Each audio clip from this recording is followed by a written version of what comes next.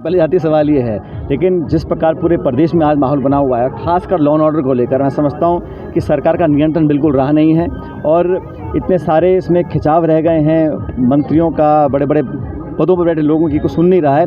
और सबसे बड़ी दिक्कत की बात यह है कि जो दावे किए जा रहे हैं, चाहे वो नौकरियों के हों, चाहे वो लॉ एंड ऑर्डर के हों, चाहे ग्रामीण क्षेत्र के विकास के हों, सारे दावे खोखले हैं। और राजस्थान के अंदर जिस प्रकार से अफसरशाही हावी हो चुकी है, आज किसान को ना तो खाद मिल रहा है, अच्छी बारिश हुई है तो जगह जगह सड़कें टूटी पड़ी हैं, बड़े बड़े शहरों में गड्ढे पड़े हैं, मरम्मत हो, निकासी हो, उस पर कोई ध्यान सरकार का है नहीं। सरकार सिर्फ अपना टाइम निकाल रही है और दिल्ली के चक्कर लग रहे हैं, लोग लॉबिंग कर रहे हैं, मंत्री अलग जा रहे हैं, मुख्यमंत्री अलग जा रहे हैं, प्रदेश अध्यक्ष अलग जा रहे हैं। तो बार बार ये जो एक समन्वय होना चाहिए सरकार का, वो दिखाई नहीं दे रहा है मुझे। इसरदा बांध से पानी देने की मांग उठ रही है, टोंक को इसरदा बांध से पानी दिया जाए। क्या करें? टोंक का निर्माणाधीन जो इसरदा बांध है उसको पानी टोंक को भी दिया जाए। हमने हमेशा मांग रखी है कि न्यायोचित कार्रवाई हो, सब जिले के लोगों को पर्याप्त जो संसाधन है वो मिलने चाहिए।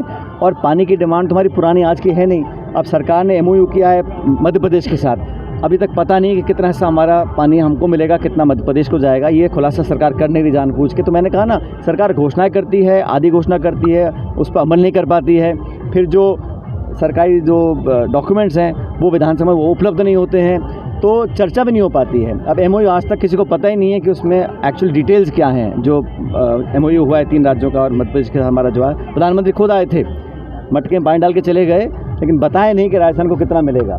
इसलिए राजस्थान के हितों का जो रक्षा करनी चाहिए वो सरकार कर नहीं पा रही है।